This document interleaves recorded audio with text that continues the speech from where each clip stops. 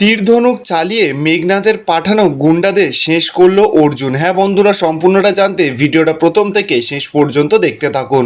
ধারাবাহিকের শুরুতে দেখা যাচ্ছে গঙ্গা তো পিয়ালির কাছে এসেছে। পিয়ালিকে বলছে, পিয়ালিদি তুমি এখনো রেডি হওনি কেন? মেটে গঙ্গা বস্তিতে যাবে না তুমি? পিয়ালি তখন গঙ্গাকে বলছে, না রে গঙ্গা, আমি গেলে বাড়ির কাজগুলো করবে কে? সকলে যদি এখান থেকে চলে যায় তাহলে কাজগুলো সারবে কে? গঙ্গা তখন পিয়ালিকে বলছে, পিয়ালিদি কিন্তু তুমি তো বাড়ির প্রত্যেক দিন সব কাজ ছাড়ো, একদিন না করলে কি হবে? তুমি চলো না। আচ্ছা, আমি জেঠুর থেকে অনুমতি নিয়ে নিই, তাহলে হবে তো? মোদ্দা কথা, তোকে যেতে হবে, ব্যাস। ঠিক তখনই দেখা যাচ্ছে সেখানে সিন্ধুজা চলে আসে। সিন্ধুজা এসেই গঙ্গাকে বলছে, বাড়ির লোকেদের আর প্রয়োজন মনে করছো না পারমিশন নেওয়া? যখন যে পারছো ডিসিশন নিয়ে নিচ্ছ। আসলে কি বলতো, সিঁদুর পরে শুধুমাত্র ঘুরে বেড়ালেই বাড়ির বউ হওয়া যায় না। বাড়ির বউ হওয়ার জন্য না বেসিক শিক্ষাটুকুনি দরকার, যেটা তোমাদের দুজনের মধ্যে কারোরই নেই। আর যাই হোক, আমি তোমাদের দুজনকে বলে দিলাম, দুজনের মধ্যে কেউ এই বাড়ি ছেড়ে যাবে না। এমনিতেই কালকে তোমরা দুজন অনেক হুজ্জতি করেছো, তাই আজকে বাড়িতে যেন কেউ এখান থেকে না বেরোতে দেখি।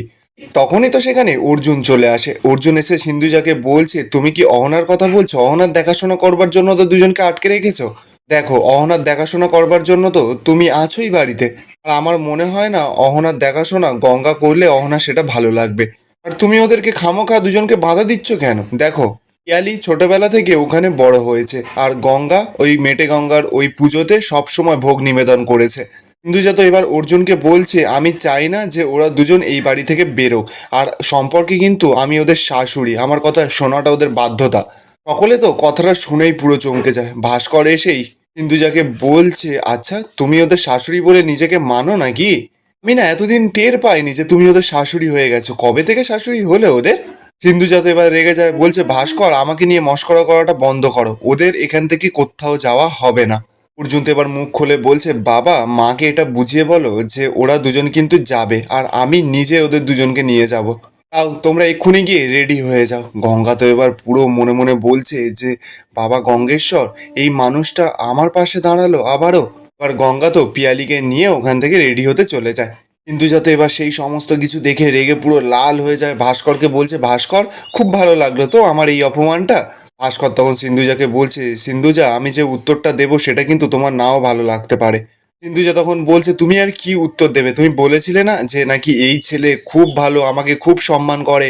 আমার না সব কিছু জানা আছে। এই ছেলে না একটা স্বার্থপর ছেলে, স্বার্থপর। ও পুরোপুরি একটা বেইমান ছেলে। হবে নাই বা কেন? তার পেছনে তো একটা কারণ আছে না? এই বলেই তো সিন্ধুজা ওখান থেকে চলে যায়।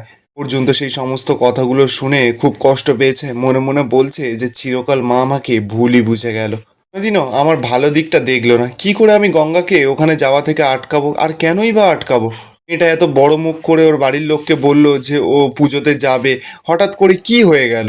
কি কারণে মা আটকাতে চাইলো গঙ্গাকে, তাও আবার অহনার কথা ভেবে? আমি বুঝতে পারছি না মা আর বড় বৌদি কি এক্সপেক্ট করছে অহনাকে নিয়ে।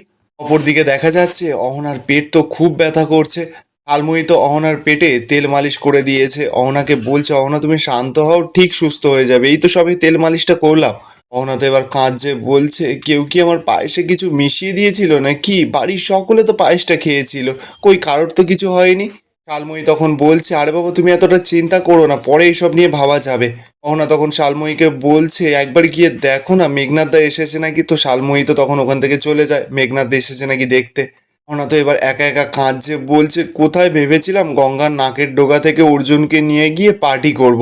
কিন্তু ওই গঙ্গার বানানো পায়েসটা খাওয়ার পর থেকেই আমার পুরো সর্বনাশ হয়ে গেল। আমি আর কিচ্ছু করতে পারছি না, আমার কি পেটটা ব্যথা করছে। এই বলেই তো অহনা কাঁদছে। তখনই তো দেখা যায় সেখানে মেঘনাথ চলে এসেছে। মেঘনাথ এসেই অহনাকে বলছে যে, শুনলাম নাকি তুমি আমাকে ডাকছো। অহনা তখন বলছে যে, হ্যাঁ এসো এসো, দেখো এই প্ল্যানটা আমার পুরো ফেল করে গেল। গঙ্গার বানানো পায়েসটা খেয়ে আমি কি ঝামেলায় পড়ে গেলাম। আচ্ছা, অর্জুনের তো এখন আমার পাশে থাকার কথা, তাই না? মেঘনাথ তখন অহনাকে বলছে, আর পাশে কি করে থাকবে, কালকে তো ওরা আবার মেটে গঙ্গার বস্তিতে যাবে। ওখানে আবার বড় করে গঙ্গা পুজো টুজো আছে, প্রোগ্রাম অনুষ্ঠান ফনুষ্ঠান হয়।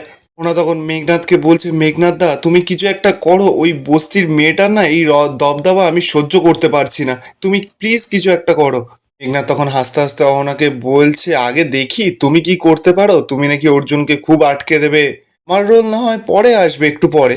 আচ্ছা তুমি কি অর্জুনকে আটকাতে পারবে? অহনা তখন বলছে, আজকে তো অর্জুন আমার সঙ্গে যেতে রাজিও হয়ে গিয়েছিল, কিন্তু মাঝখান থেকে যে কি হয়ে গেল। ঠিক আছে, আমি অর্জুনকে মেটে গঙ্গার ওই বস্তিতে যেতে দেব না। মেঘনাথ তো এদিকে অহনাকে বলছে ঠিক আছে, দেখা যাবে তুমি কতটা কি করতে পারো। মেঘনাথ তো এবার মনে মনে বলছে বাবা, অহনাকে তো আর বলা যাবে না যে আমিও গঙ্গা আর অর্জুনের সৎকারের ব্যবস্থা করে দিয়েছি। আমি নিশ্চিত যে অর্জুন গঙ্গার প্রতি কর্তব্যটা সবার প্রথম করবে। এই অহনার প্রতি যে দুর্বলতা ছিল সেটা পুরো চলে গেছে। ওদিকে দেখা যাচ্ছে গঙ্গা তো পিয়ালির কাছে এসেছে, পিয়ালিকে বলছে পিয়ালি তুই এখনো রেডি হসনি, সব কিছু গুছিয়ে গাছিয়ে নিয়েছিস তো? পিয়ালি তখন গঙ্গাকে বলছে গঙ্গা আমি না যেতে পারবো না, আমি যাব না। গঙ্গা তো কথাটা শুনেই অবাক, পিয়ালিকে বলছে কেন রে পিয়ালি, কি হলো তোর আবার? পিয়ালি তখন বলছে দেখলি না নিচে কিরকম একটা ঝামেলা হলো বাবা, আমি আর কিছুতেই যাব না। গঙ্গা তখন পিয়ালিকে বলছে আরে পিয়ালি তুই তো জানিস ওই বড় ম্যাডাম তো সবেতেই ব্যাগরা দেয়, তাহলে তুই কেন আবার এইসব নিয়ে ঝামেলা করছিস? দেখলি না আমাদের যাওয়া থেকে আটকানোর জন্য কেমন শাশুড়ি হওয়ার নাটক করলো। আচ্ছা ওখানে তো বাবাও ছিল, বাবা দেখো আমার হয়ে কথা বললো কেমন। তাহলে তুই কেন ভয় পাচ্ছিস? আর তুই আমাকে একটা কথা বল, বড় ম্যাডাম কখনো শাশুড়ি বৌমার সম্পর্কটা মেনে নিয়েছে?